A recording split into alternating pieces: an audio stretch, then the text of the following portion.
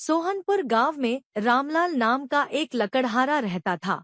वो अपनी जीविका चलाने के लिए गांव के पास के ही जंगल से रोज लकड़ियां चुनता और उन्हें बेचकर कुछ पैसे कमा लेता था। इसी तरह उसका गुजारा चल रहा था।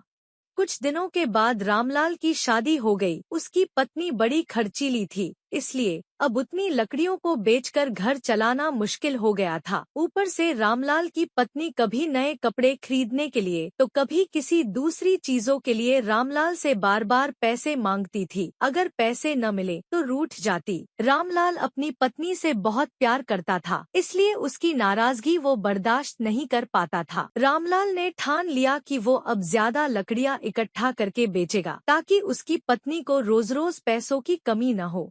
पत्नी की इच्छा पूरी करने के लिए आज रामलाल घने जंगल तक चला गया और बहुत सारी लकड़ियां चुनकर बाजार में बेच दी। ज्यादा लकड़ियों के ज्यादा पैसे मिले तो खुश होकर रामलाल ने सारे पैसे अपनी पत्नी को दे दिए। अब रोज रामलाल ऐसा ही करने लगा। देखते ही देखते उसके मन में लालच इतना बढ़ गया कि उसने धीरे धीरे पेड़ काटना भी शुरू कर दिया। पेड़ काटने से और ज्यादा लकड़ियां हो जाती थी और उसे अधिक दाम मिलने लगे। लकड़हारा हर हफ्ते एक पेड़ काटता और लकड़ियां बेचकर मिलने वाले पैसों से अपनी पत्नी के शौक पूरे करता। अब पैसे ज्यादा आ रहे थे तो घर भी अच्छे से चल रहा था। धीरे धीरे रामलाल ने पैसों को जुए में लगाना शुरू कर दिया। जुआ खेलने की लत ऐसी लगी कि रामलाल एक मोटी रकम इसमें हार गया। अब इस रकम को चुकाने के लिए रामलाल ने एक दो मोटे मोटे पेड़ काटने का फैसला लिया। जैसे ही रामलाल ने जंगल में जाकर अपनी कुल्हाड़ी को एक बड़े से पेड़ पर चलाने की कोशिश की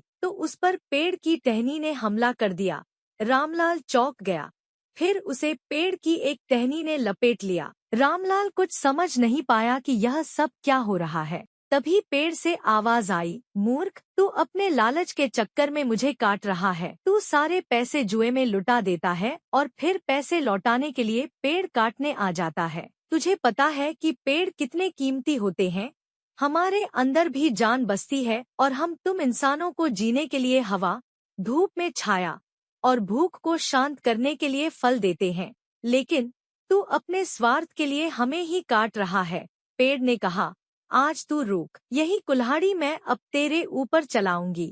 पेड़ की टहनी कुल्हाड़ी से रामलाल पर वार करने ही वाली थी कि वह गिड़गिड़ाने लगा।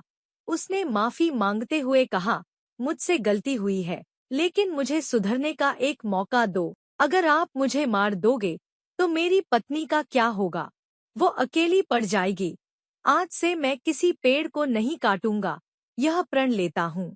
यह सब सुनकर पेड़ को रामलाल के ऊपर दया आ गई। उसने रामलाल को छोड़ दिया। छूटते ही रामलाल भागकर अपने घर गया और पैसों के लालच में न आने का संकल्प